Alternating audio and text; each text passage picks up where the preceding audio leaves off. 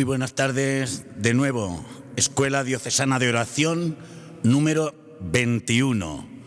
En el último tramo ya de los modelos de oración, hoy nos toca el quinto, que es la oración de alabanza. Vamos a ver dos números, el 2639, el 2640 del Catecismo de la Iglesia Católica.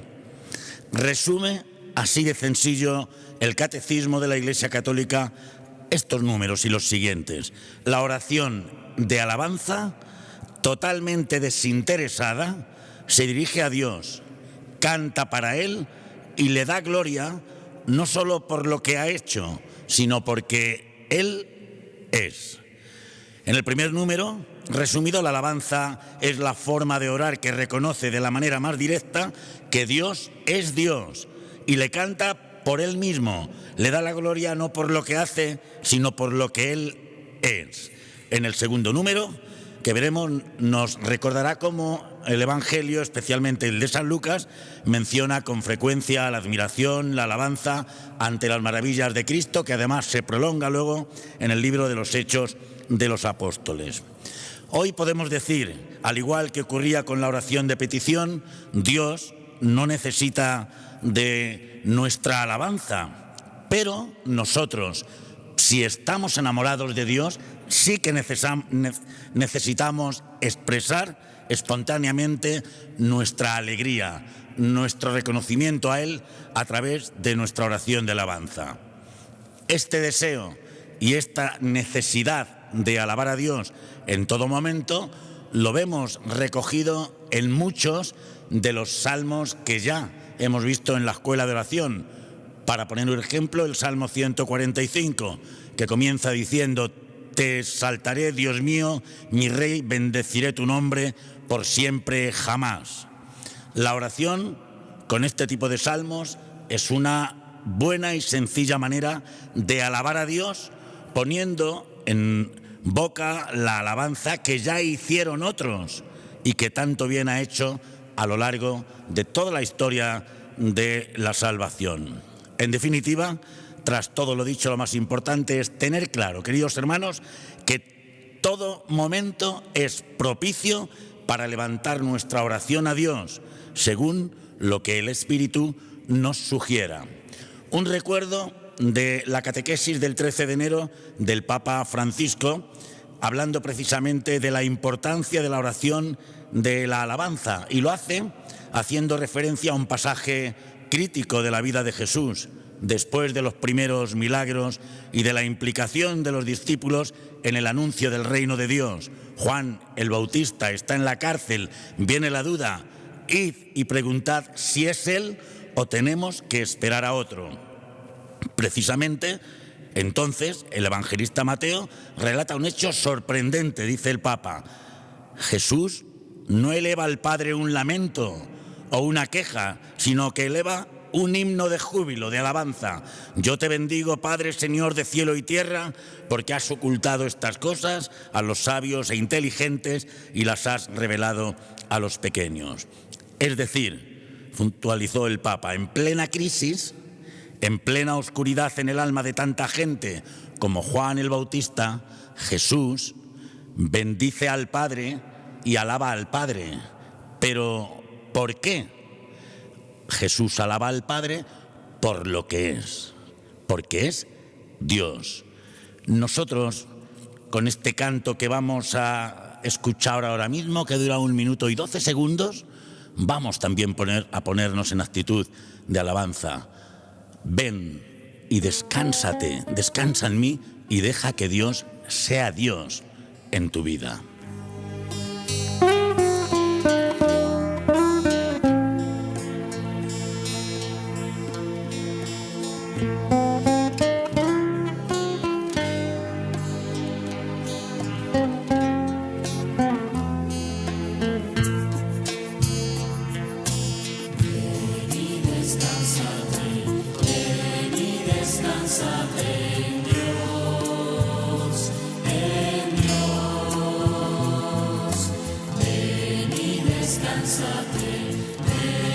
Descansate en Dios,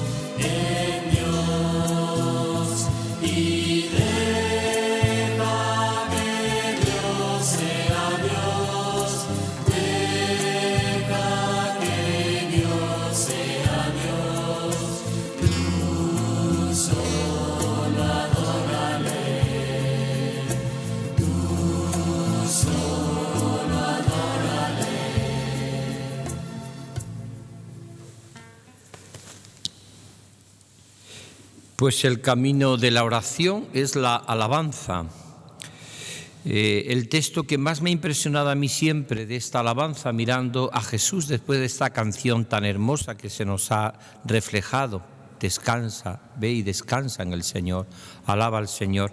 Y después de la introducción que, como siempre, nos sitúa el delegado episcopal de espiritualidad, que sitúa muy bien esta catequesis, diría que lo que más me ha impresionado siempre es un texto de los Salmos: los vivos son quienes te alaban.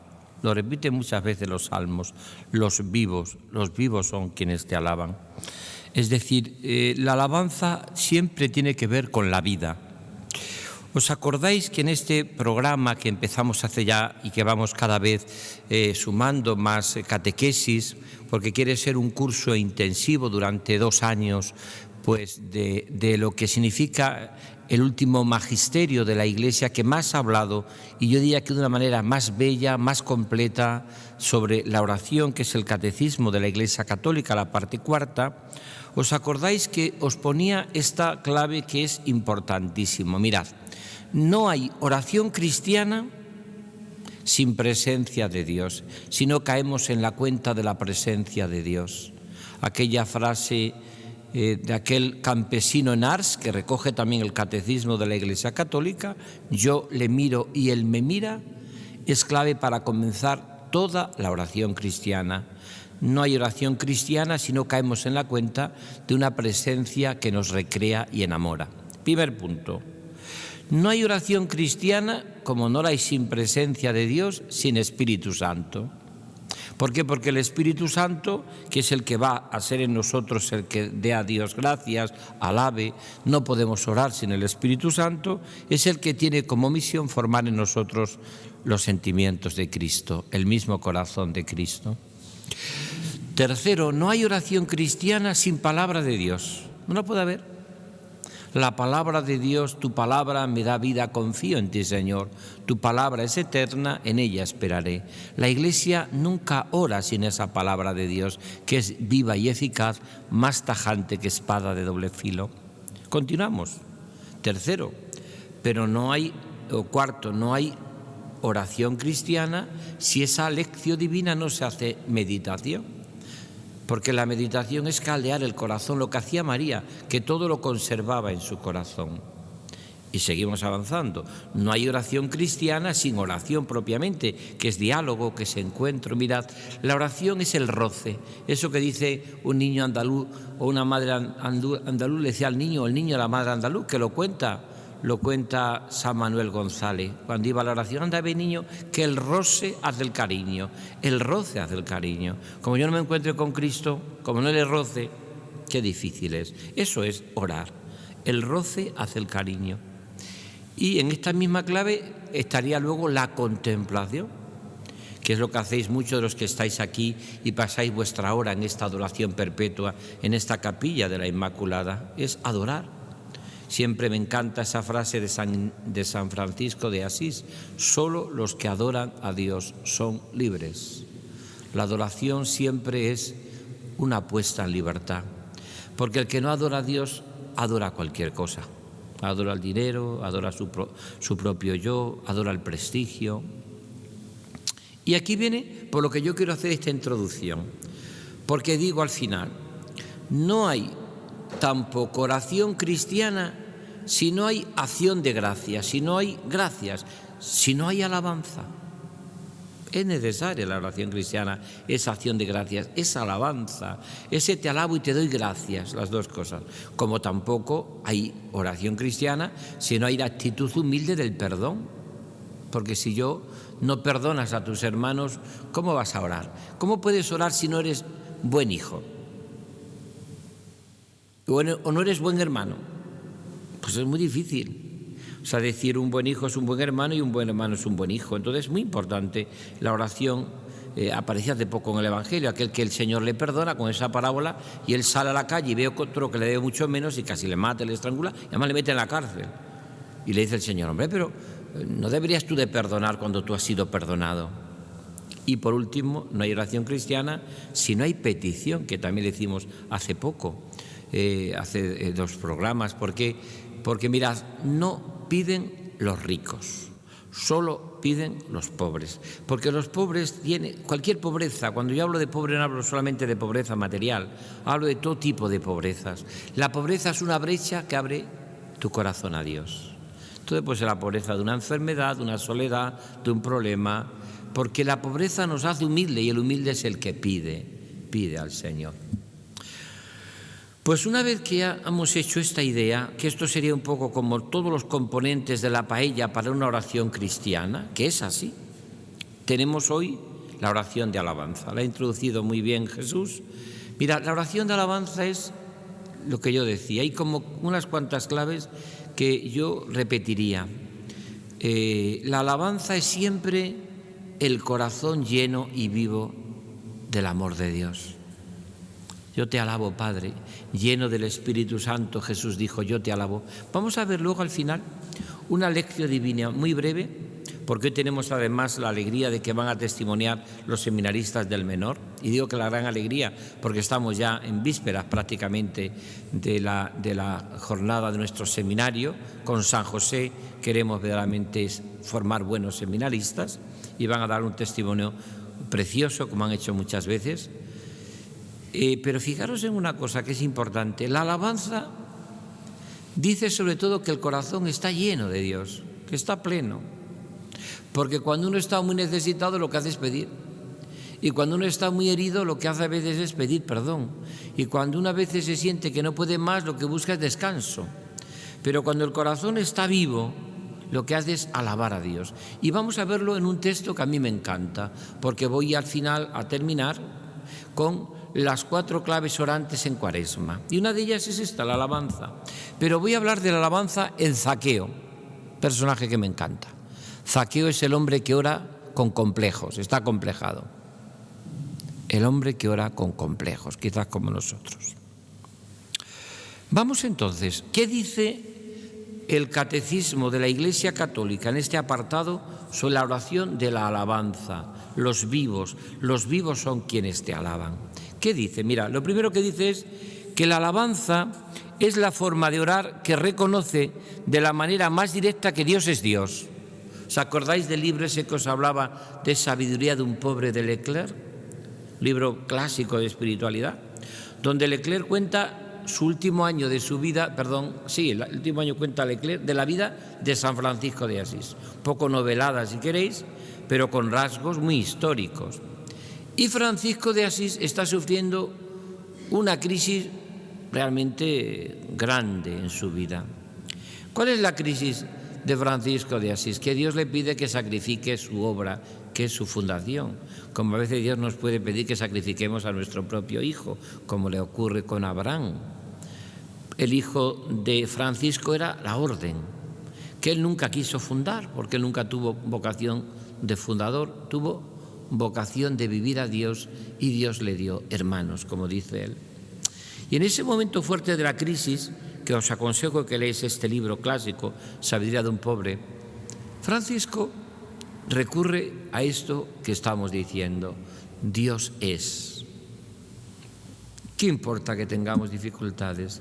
Dios es Dios, Dios es, Dios es, Dios es.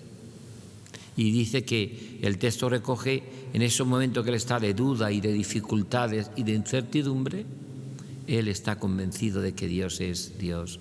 Mirad, al final todo se reduce a una profunda confianza en que Dios está conmigo y en que a Dios le agrada mi vida y que a pesar de mi pecado y de mi miseria, tú eres mi Hijo amado en quien me complazco. Ahí está todo, no hay otra realidad. Ahí está también la vocación de un sacerdote en un seminario, nuestra vida en un matrimonio. Dios se complace en nosotros, a pesar de todo. Dios nos ama más por lo que tenemos de barro que por lo que tenemos de ángel. Porque el barro, que somos nosotros, polvo enamorado, que diría Juan de la Cruz, esa realidad solamente puede amar si yo le doy a Dios mi corazón. No lo puede hacer nadie. Sino que yo, en mi libertad, puedo decirle a Dios que Dios es lo mejor de mi vida o lo único de mi vida. Le canta por Él mismo, le da gloria, no por lo que hace, sino por lo que Él es. Participa en la bienaventurada de los corazones puros que le aman en la fe antes de verle en la gloria. Es un corazón que alaba a Dios, ¿no? Mirad, hace unos días me comentaba a mí una persona, alguien eso, dice, le estoy aconsejando a esta persona que alabe a Dios, que le dé gracias, porque si no, acabamos todos envueltos en la patria de los que se pasan la vida quejándose. Por tanto, se pasan la vida totalmente amargados. ¿Por qué? Porque yo no puedo encontrar muchos motivos para agradecer a Dios mi vida, pero como no lo encuentre, no seré nunca feliz.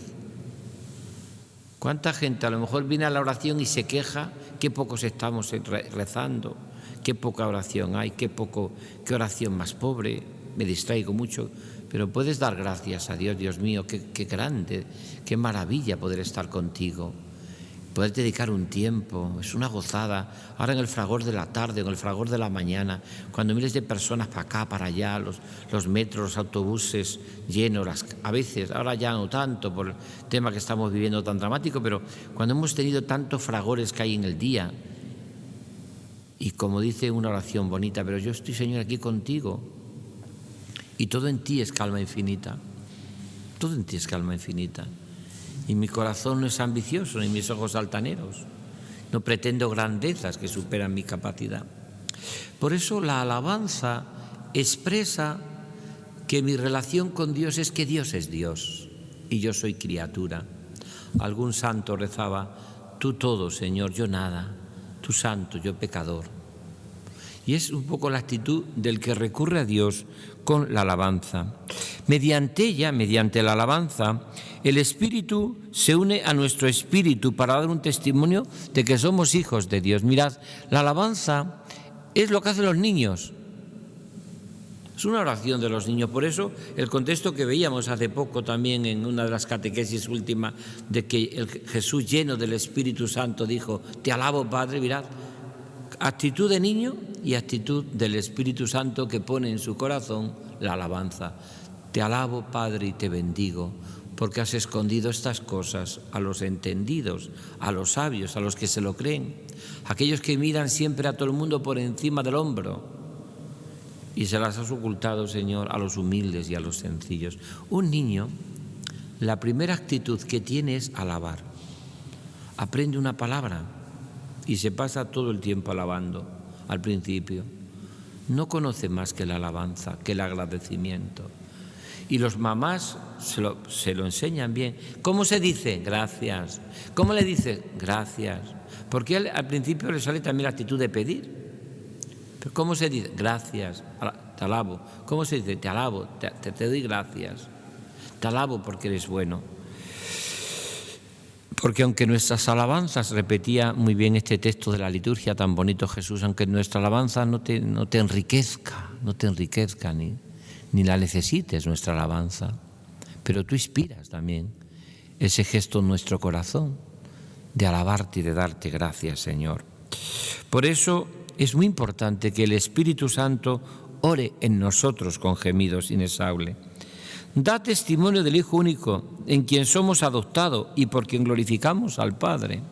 Mirad, toda oración, y esto estamos repitiéndolo en nuestra escuela de oración, y lo estamos repitiendo casi hasta la saciedad, tiene que ser trinitaria y tiene que vivirse siempre en esta clave de la Trinidad, toda oración. ¿Por qué? Porque es oración al Padre, en el Hijo, por Cristo con Él y en el Espíritu Santo.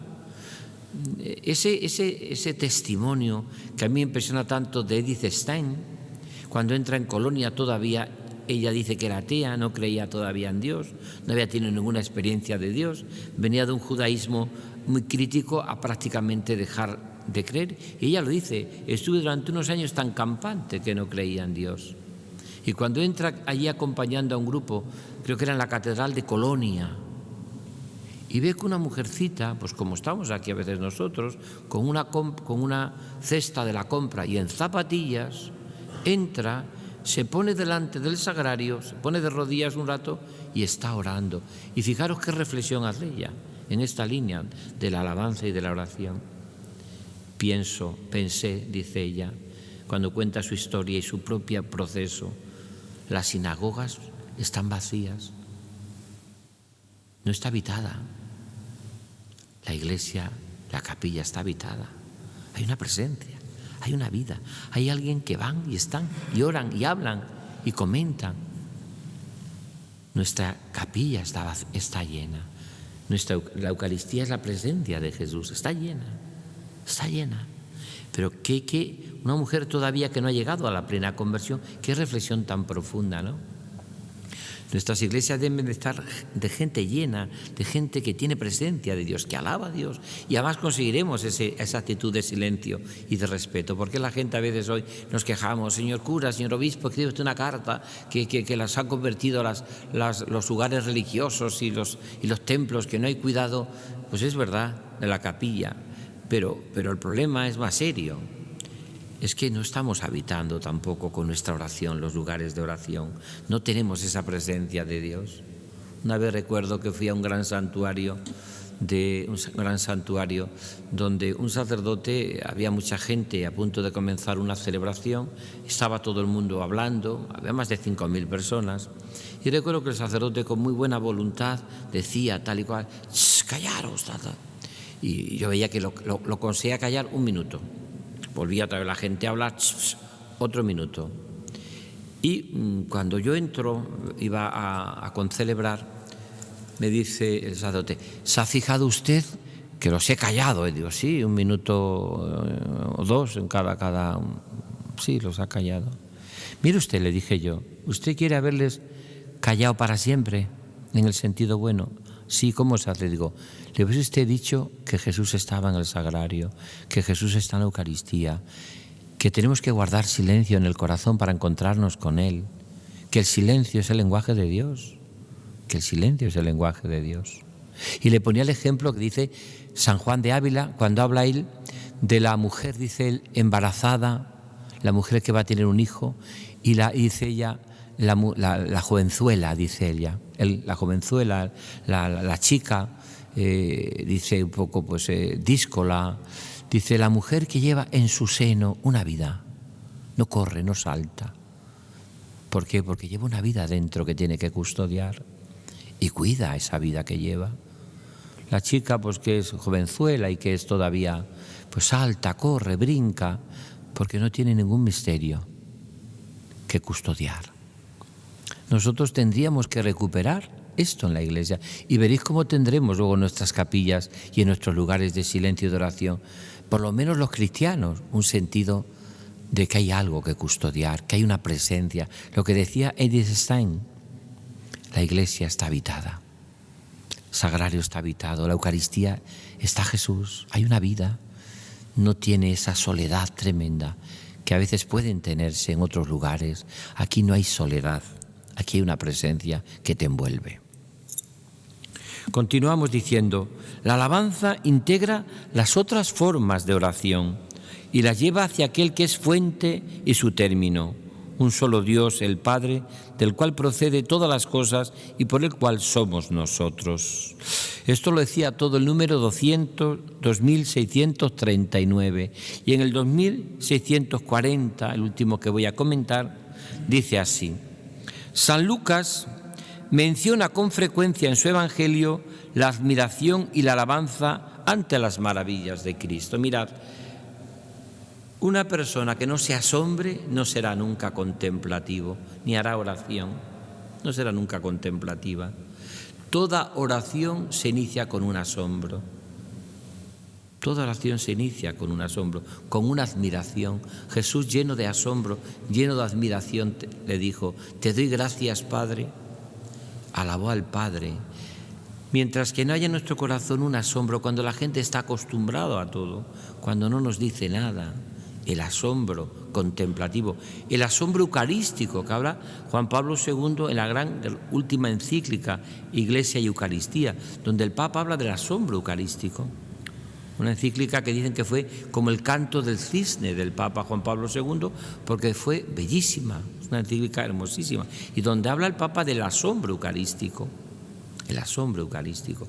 Ahí se atreve el Papa Juan Pablo II a decir algo que cuando yo lo leí era la primera vez en mi vida que lo escuchaba, creo que también vosotros, cuando viene a decir que la Virgen comulgó muchas veces antes de subir al cielo, porque la Virgen participaría en la fracción del pan de los apóstoles y estaría presente la Virgen, y no iba a comulgar la Virgen, no se iba a acercar como los apóstoles a recibir a Jesús, a su Hijo, lo cual dice que es impresionante este asombro eucarístico, ¿no? El Papa dice, yo nunca se me había ocurrido, claro que sería así, por supuesto que era así, pero que nadie, y mucho menos en ese magisterio de la Iglesia tan luminoso que tiene siempre Juan Pablo II, lo explica.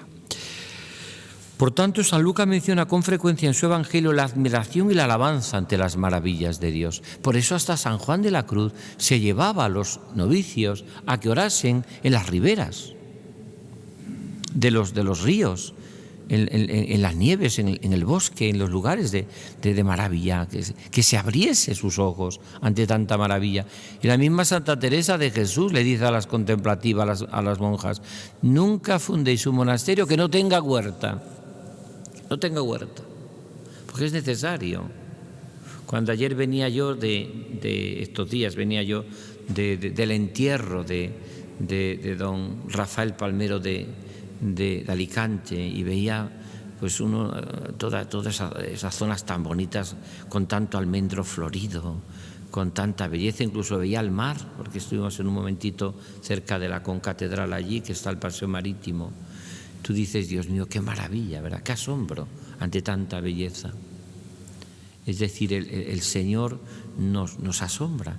Y si todo eso lo dejó prendido de su hermosura, ¿cómo será el más bello de los hijos de los hombres? Como dice un salmo, el más bello de los hijos de los hombres, que dice que probablemente es un diálogo entre el Padre y Jesús crucificado. Muchos místicos han visto eso.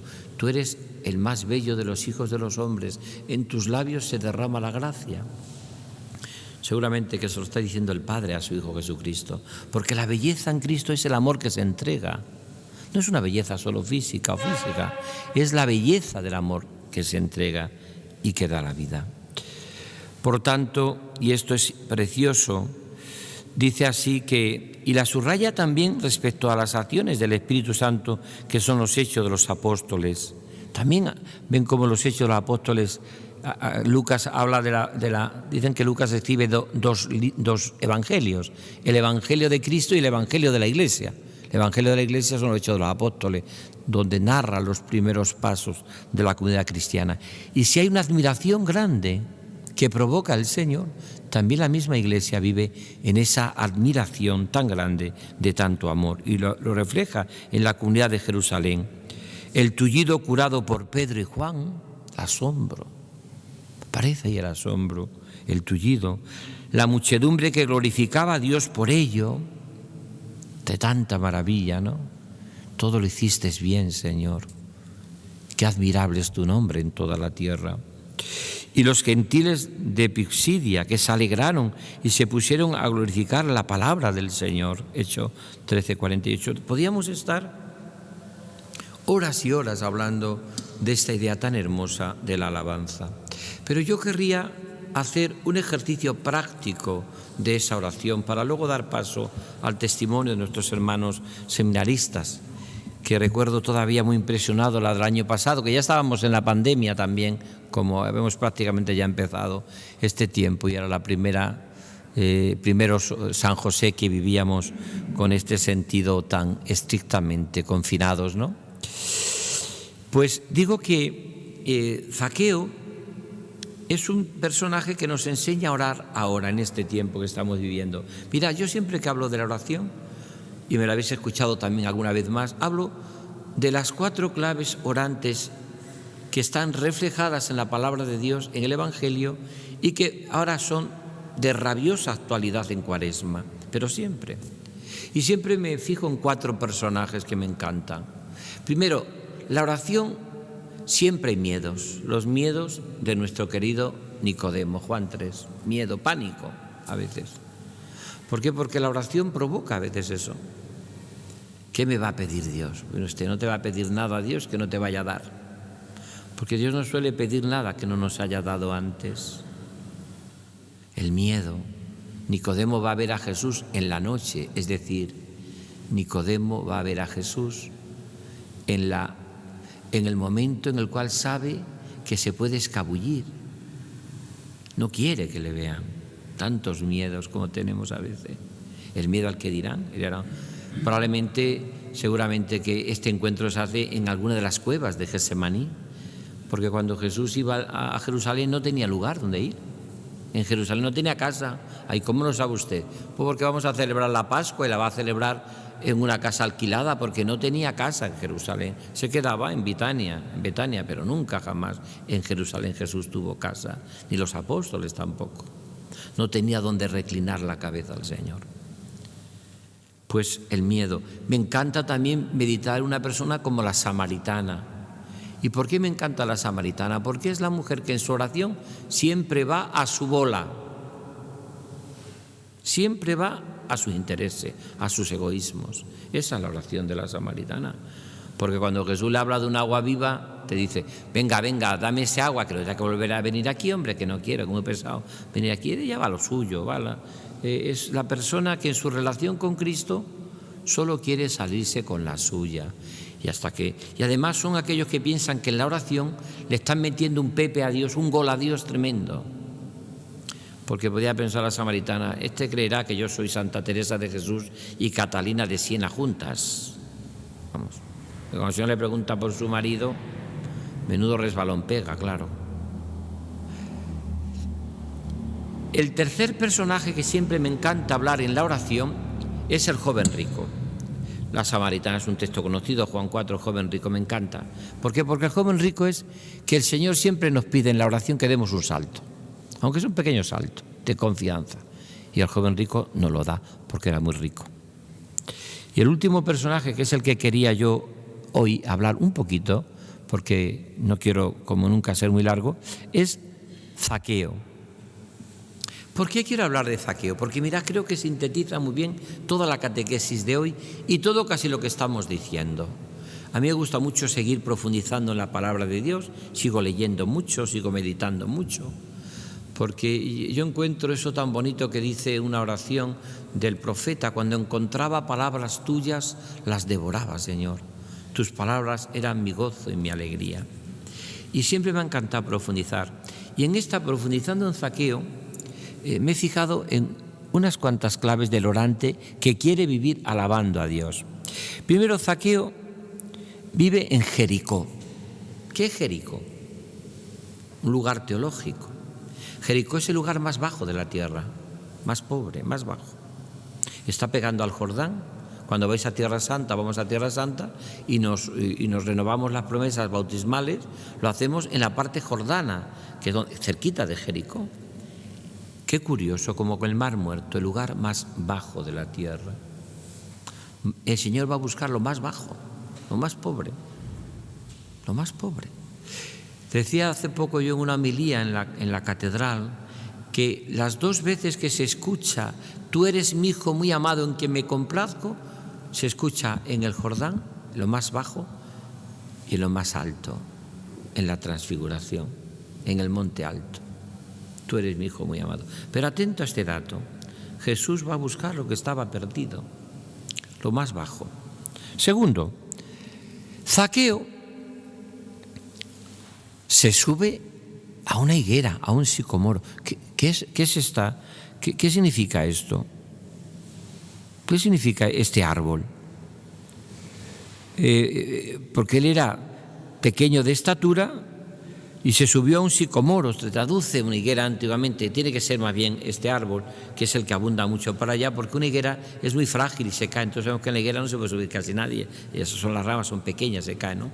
Pero fijaros, aquí hay una lectura teológica preciosa para esta meditación, preciosa para esta meditación y esta reflexión en tiempo de Cuaresma. La higuera, para un judío, era la ley judía, es decir, era la vivencia judía, era propiamente para un judío este árbol significa la tradición judía, la ley, el templo. Y le va a decir Jesús, no, tú tienes que bajarte de ahí, porque yo vengo a ti, la encarnación, me voy a alojar en tu casa, vengo yo a buscarte, No hace falta subirse. Aunque es verdad que, como decía hace unos días el Evangelio, Cristo dice: yo no he venido a abolir la ley, sino a darle plenitud.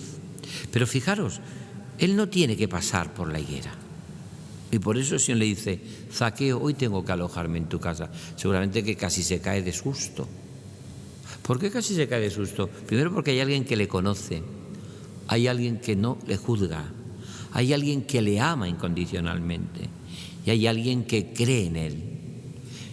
Fijaros que Zaqueo es como Mateo, jefe de publicanos, por tanto, una persona súper desprestigiada del pueblo. Era pecador y se puede decir más que pecador, vendido al enemigo. Vendió al enemigo para sacarle toda la sangre. Como era Mateo, el Señor le llamó a Mateo y le llamó para ser apóstol y era jefe de publicanos, lo mismo que Zaqueo. ¿Qué más pasos podemos dar en esta lección divina para nuestra oración? Mirad, se adelantó corriendo y se subió a un sicomoro para verle, pues iba a pasar por allí. Cuando Jesús llegó a aquel sitio, alza la vista y le dice: Zaqueo, baja pronto, conviene que hoy me quede yo en tu casa. Se apresuró a bajar y lo recibió con alegría. Primera característica de la alabanza es que provoca la alegría en el corazón. A veces nuestras oraciones son tristes. Esta forma de orar es seria. Con esto no quiere decir que no haya muchísimas maneras de orar, lo dice, pero a veces nos falta esa alegría y ese gozo inmenso de quien ha conocido el amor. Tengo la alegría. Se apresuró a bajar y lo recibió. Al verlo todos murmuraban: ha ido a hospedarse a casa de un pecador. Este texto, si tenéis tiempo, os aconsejo, como os estamos dando mucho material en nuestra escuela diocesana de oración, sí os aconsejaría que leáis un comentario que tiene el Papa Juan Pablo II a este texto. Creo que fue de los últimos Jueves Santos que él escribía a los sacerdotes, una carta a los sacerdotes que yo también escribo y que también he iniciado, y está a punto de salir ya la segunda. Inicié en la primera carta a los sacerdotes recién llegado, que titulé Consolad, consolad a mi pueblo, y ahora voy a publicar otra dirigido a los sacerdotes en el Jueves Santo, ¿no? Y es hermosísimo esto, porque dice Juan Pablo II, Jesús sin decir nada lo cambia todo. Porque Jesús, cuando va a casa de Zaqueo, no va con un discurso moral. Ven para acá, sinvergüenza, mira, yo me alojo en tu casa, pero tú eres un pecador, ¿eh? Y a ti hay que ponerte firme, te voy a dar yo caña, ¿eh? Te voy a dar para el pelo. Y además tú estás viviendo esto, y lo que no te cuento, ¿eh? Lo que no te cuento. No dice nada el Señor. Su presencia es lo que pasa a veces con las oraciones de alabanza, de alegría y de gozo. A veces cuando uno alaba al Señor así, le cambia la vida, sin decir nada. Y el Papa lo comenta, ¿no? De tal manera que donde entra Jesús salen muchas cosas. Sale nuestro pecado, salen nuestros pactos con la mediocridad, salen tantas y tantas cosas. Y entonces viene ya lo que dice preciosamente Zaqueo, ¿no? Y lo que le dice: Señor, voy a dar la mitad de mis bienes a los pobres, y si en algo defraudé a alguien, le devolveré 4 veces más. Fijaros, la oración de alabanza, el agradecimiento, el alabar a Dios, te alabo, Padre, suele ser muy, muy eficaz, porque siempre suele transformar corazones. Esa regla de oro o esa palabra de oro que dice preciosamente el Papa Benedicto XVI y que repite en la práctica tantas veces el Papa Francisco, dice Benedicto XVI, no se comienza a ser cristiano por una decisión moral ni por una orientación. Se comienza a ser cristiano por un encuentro que te cambia la vida, por un enamoramiento, por un acontecimiento que te deja que ya no puedes vivir sin el Señor. Se ha metido tan dentro de mi vida que podemos decirle una y otra vez: Señor, ¿dónde voy a ir si solo tú tienes palabras de vida eterna? Y cuando se hace esa vida de oración, dice Jesús: hoy ha llegado la salvación a esta casa, porque también este es hijo de Abraham.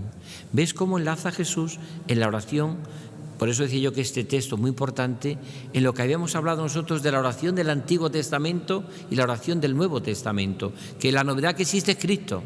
porque Cristo es el que hace nueva todas las cosas. Pero hay muchos matices que son también del Antiguo Testamento. Nosotros rezamos con los salmos. La Iglesia lleva 21 siglos rezando con los salmos.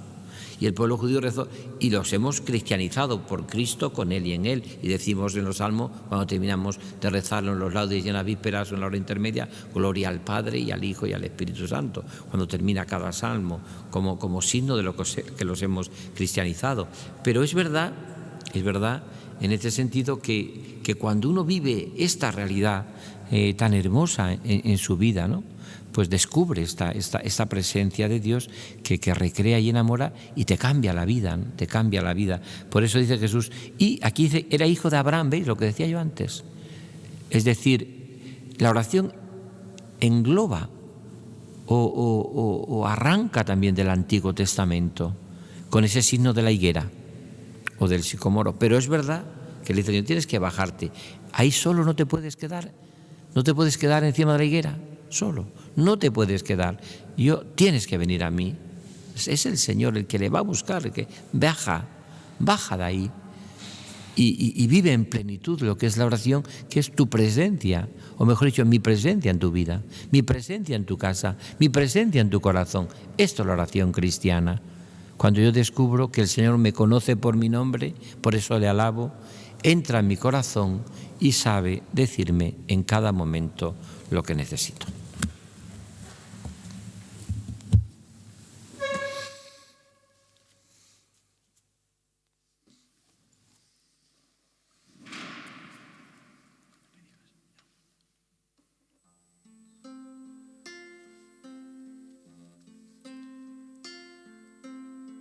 Sois la semilla del reino de Dios, fruto de amor debéis dar. Por todo el mundo os mando el sembrador, simiente de eternidad. Dale a la vida un nuevo sabor. Sois para el mundo la sal y de anunciar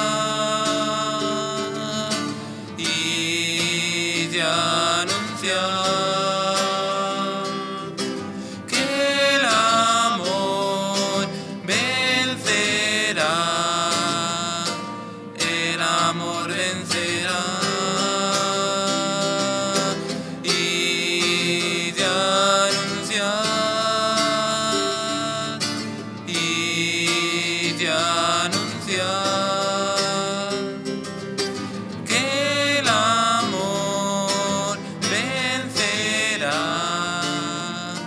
el amor vencerá. Sois un reflejo de la luz del sol, testigos de la verdad. Ser una estrella es vuestra misión, a todo hombre alumbrar. Marcan las huellas siguiendo su voz, camino de libertad y de anunciar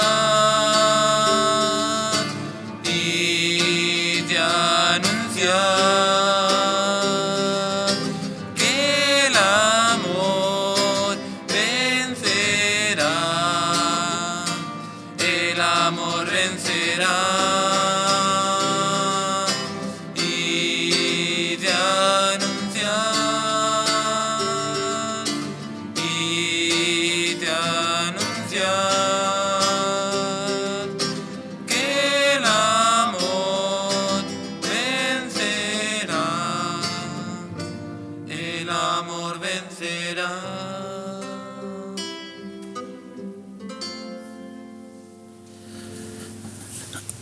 Qué oración de alabanza más preciosa, una familia que sepa ofrecer con generosidad un hijo para que sea sacerdote. Es el caso del testimonio que vamos a tener hoy de Gabriel Benayas y Amparo Ortega, que son a su vez los padres del joven que está tocando la guitarra, Ignacio, que viene acompañado de Javier Herrero, ambos seminaristas. Es un regalazo de Dios. Los padres, él es profesor de religión, la madre, Amparo, también maestra de primaria. Los acogemos, escuchamos su testimonio en un año dedicado a San José, en el mes de marzo de San José, y en esta campaña vocacional tan importante en el que hoy nos acompañarán 2 del menor y la próxima escuela, 2 del seminario mayor.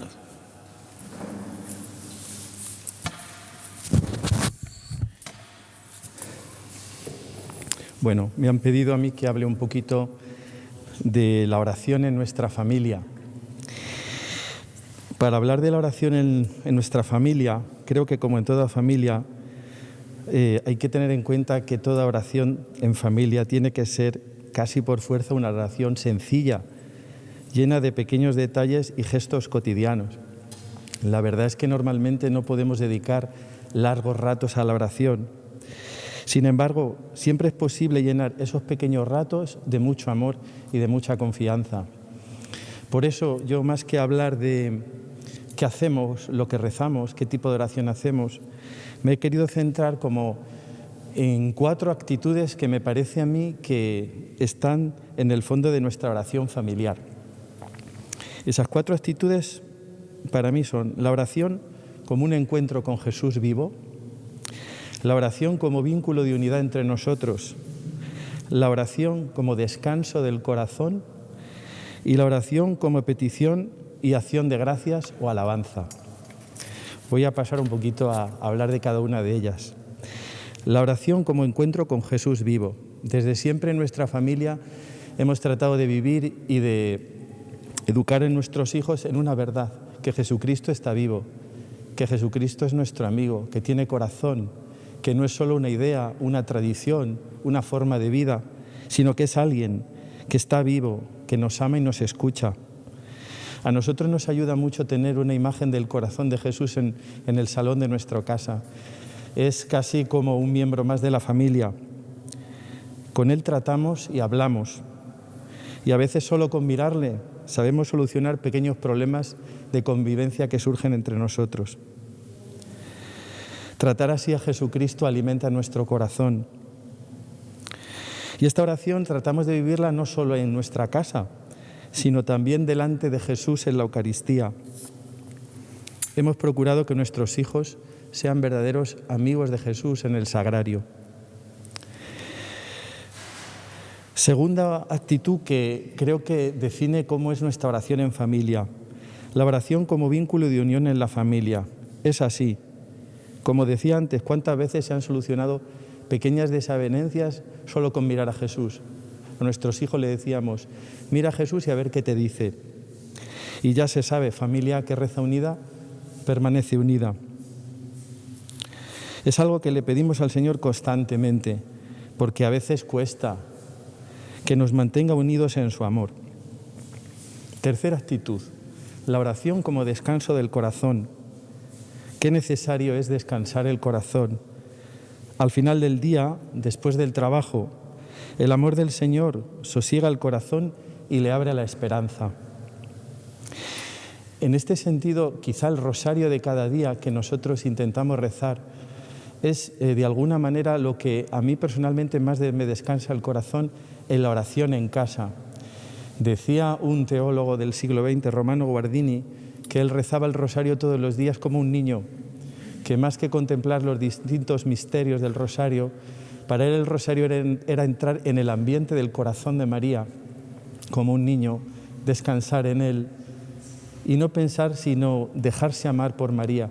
Y yo reconozco que este autor, leyéndole, es la persona que más me ha animado a rezar el rosario. Personalmente, como digo, el rosario es descanso del corazón. En este rosario, en esta oración a la Virgen, le pedimos por nuestros hijos todos los días. Y no solo por ellos, sino por toda la familia y por toda la Iglesia.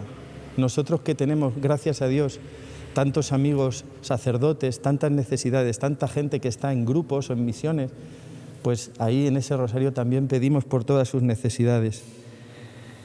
Y ofrecemos esta oración también en reparación por nuestros pecados. Cuarta actitud, la oración como petición y acción de gracias. Ya lo hemos dicho antes.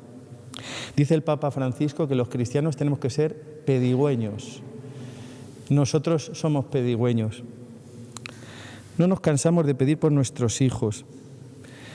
A mí me parece que la oración de petición es como un termómetro de la confianza que tenemos en el Señor y de la fe que tenemos, de que nos escucha, de que atiende nuestras necesidades.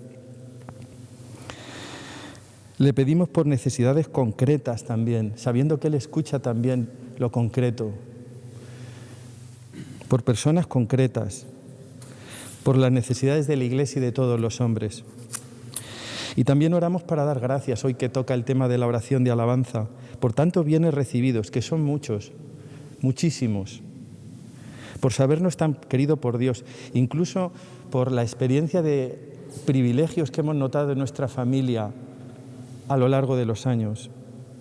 Esta oración de acción de gracias la vivimos de forma especial en los momentos especiales de nuestra familia, cumpleaños, aniversarios.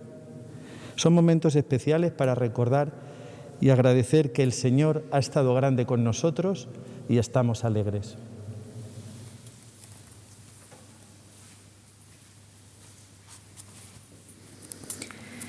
Tener un hijo en el seminario es una experiencia fuerte de fe y de confianza. Confianza en el Señor sobre todo y también en las personas que le cuidan allí. Es estar en un camino de entrega, de aceptación del plan de Dios, tanto para nuestro hijo como también para nosotros, para toda la familia. Nos implica a todos, nos involucra a toda la familia. Desde las preocupaciones, incertidumbres, temores que surgen inevitablemente, sobre todo al principio, pues pensando cómo estará, pues si se adaptará, si estará bien. Al mismo tiempo, vamos pasando por el tener que ganar en paciencia, en la aceptación, la confianza, pues tener paciencia también en los tiempos del Señor, no solamente que nosotros a veces como padres somos muy impacientes y queremos que maduren rápido y que hagan todo rápido, pues tener paciencia. Como padres tratamos de ir detrás de ellos, en ese sentido, acompañando, sosteniendo, animando, rezando. En mi oración siempre está la petición por mis hijos, como decía antes mi marido, para que estén siempre cercanos al Señor y se dejen hacer. También pido para mí, como esposa, como madre, que yo también me deje hacer y que yo no sea estorbo ni impedimento, porque a veces podemos estar poco acertados para aconsejar o para dar ejemplo. Pido que tengamos luz para poder ayudarles de verdad en todo y también dejarnos ayudar nosotros y aconsejarnos y dejarnos aconsejar. Cuando decía antes que estamos involucrados toda la familia, también en eso de recibir el 100 por 1. Tener un hijo en el seminario nosotros no lo estamos experimentando como una posible pérdida, sino como ganancia en muchos aspectos. En primer lugar, viendo cómo él va madurando y va amueblando bien su cabecita y su corazón. También es un regalo el formar parte de la gran familia de familias del seminario, donde surgen bonitas y profundas amistades con otras familias. Y otro gran regalo es la experiencia de Iglesia, a través sobre todo de los sacerdotes que allí hay, los formadores, que además de darnos buen alimento espiritual en las misas de los domingos, oraciones de familias, peregrinaciones, ejercicios, pues con su entrega y cercanía tanto nos ayudan a nosotros también y nos hacen sentir así a la Iglesia, nos hacen sentir a la Iglesia entregada, cercana y amable. Y ya por último, pues si nos escucha alguna familia que se esté planteando la entrada de un hijo al seminario, pues bueno, pues aparte de este testimonio, ¿no? Pues que les diría que es una experiencia muy enriquecedora como cristianos, te hace poner en práctica tantas cosas que sabemos en teoría, pero que luego pues cuesta un poco más poner en práctica, pues el tema de la confianza y todo eso que he comentado antes. Y nada, en resumen, nosotros estamos contentos y agradecidos.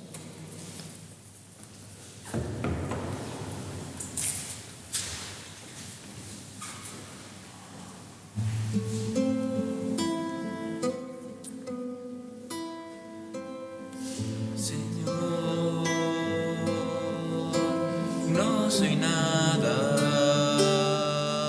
porque me has llamado. Has pasado por mi puerta y bien sabes que soy pobre y soy débil, porque te has fijado en mí. Me has seducido, Señor, con tu mirada. Me has hablado al corazón y me has querido. Es imposible conocerte y no amarte. Es imposible amarte y no seguirte. Me has seducido, Señor. Señor, yo te sigo y quiero darte lo que pides, aunque hay veces que me cuesta darlo todo. Tú lo sabes, yo soy tuyo. Camina, Señor, junto a mí. Me has seducido, Señor, con tu mirada. Me has hablado al corazón y me has querido. Es imposible conocerte y no amarte. Es imposible amarte y no seguirte. Me has seducido, Señor.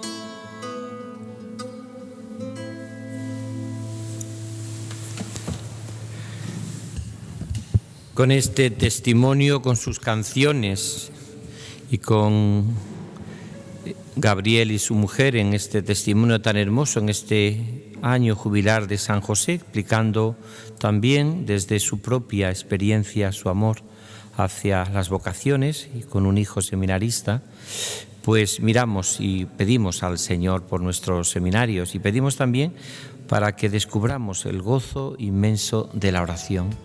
Orar es siempre encontrar el camino de vuelta a casa.